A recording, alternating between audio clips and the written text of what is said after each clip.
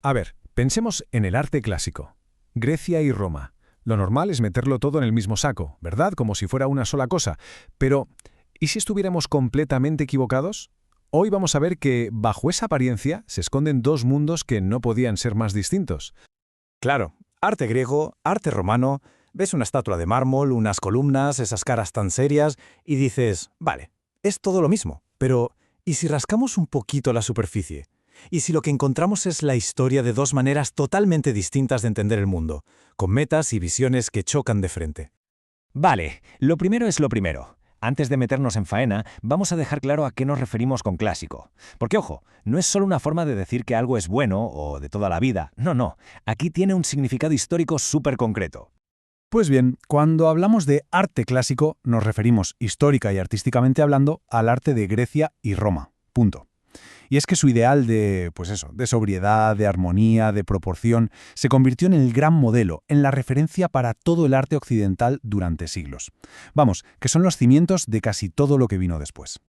Y aquí viene el meollo de la cuestión. Hay que quitarse de la cabeza esa idea de que los romanos se dedicaron a copiar a los griegos. Esa es una visión muy simplista y la verdad ya superada. La clave de todo es que sus objetivos eran radicalmente diferentes. ¿Para qué hacían arte? ¿Cómo era su sociedad? ¿Su política? Nada que ver. Fijaos en el contraste. Por un lado, tenemos a Grecia, todo idealismo, filosofía pura, un arte hecho a la medida del ser humano, que busca la belleza por fuera y que se hace para los dioses. Y en la otra esquina, Roma, pragmatismo a tope, realismo, una grandeza que apabulla, la obsesión por el espacio interior y un arte que es sobre todo una herramienta para el imperio. Son dos mentalidades que lo cambian absolutamente todo. Venga, vamos a empezar por Grecia. Y para entender de verdad su arte hay que entender su gran obsesión. Y esa era la búsqueda de la perfección, del ideal. Y la herramienta para conseguirlo era la razón y una confianza total en el ser humano. Esta frase de Protágoras es que es la clave de todo. El hombre es la medida de todas las cosas. Ya está, con esto se entiende casi todo. Es una cultura totalmente antropocéntrica, que pone a la persona en el centro de todo, del universo, y su arte, claro, es el reflejo perfecto de esa forma de pensar. Y aquí entra un concepto fundamental, la mímesis. Que cuidado, no significa copiar. El artista griego no quería hacer una fotocopia de la realidad, para nada. Su objetivo era algo mucho más grande. Era perfeccionarla, crear una especie de naturaleza ideal, perfecta, usando leyes matemáticas, proporciones, porque para ellos ahí, en los números, estaba la esencia misma de la belleza. Esto se ve clarísimo en la arquitectura. Los órdenes clásicos, pues son exactamente eso, la búsqueda de la proporción perfecta, pero siempre a escala humana. Empezamos con el dórico, el más simple, el más sobrio, casi masculino, luego llega el iónico, que ya es más elegante, más estilizado, más femenino, y finalmente el corintio, que es posterior y ya es pura decoración, puro lujo. Y si nos vamos a la escultura, pues más de lo mismo. El objetivo era crear el cuerpo humano ideal. No les interesaba retratar a Pepe, el vecino, no. Lo que querían era plasmar una forma perfecta, un cuerpo que fuera el equilibrio ideal entre lo físico y el espiritual, pura armonía. ¿Y hasta qué punto se lo tomaban en serio con las mates? Pues mirad esto, el escultor Policleto llegó a establecer un canon, una regla, que decía que la altura perfecta para un hombre era, ni más ni menos, 7 veces la altura de su propia cabeza. Así de milimétrico era todo. Bueno, y ahora damos un salto, nos vamos a Roma. Y aquí cambiamos el chip por completo. Dejamos atrás la filosofía, el idealismo griego, y nos metemos de lleno en el arte de la ingeniería, del poder, de construir un imperio. Un mundo, vamos, mucho más práctico. Si hubiera que resumir la revolución romana en una sola cosa, en una sola innovación, sería esta, el arco. Parece simple, pero es una genialidad de la ingeniería. Fue la llave que les abrió la puerta para construir a una escala nunca vista y para organizar un territorio gigantesco. Es que el arco lo cambió todo. De repente, gracias a él, podían construir acueductos que llevaban agua a kilómetros, anfiteatros enormes para el espectáculo, basílicas para los juicios y el comercio, y claro, arcos de triunfo para celebrar sus victorias y esas cúpulas inmensas como la del Panteón. Era, en definitiva, ingeniería pura al servicio del imperio.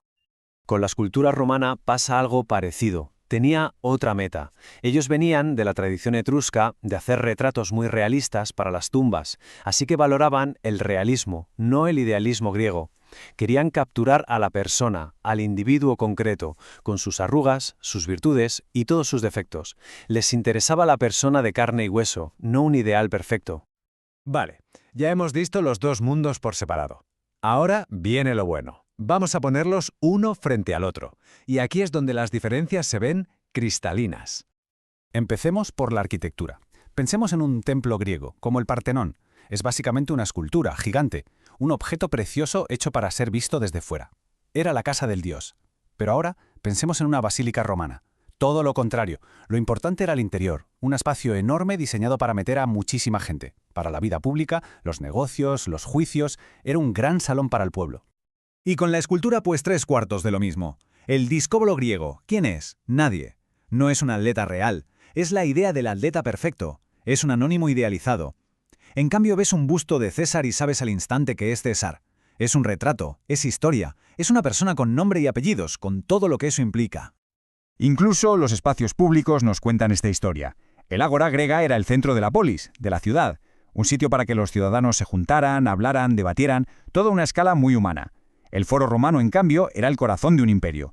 El centro neurálgico, administrativo, comercial, construido a una escala brutal, imperial, para dejar bien claro quién mandaba.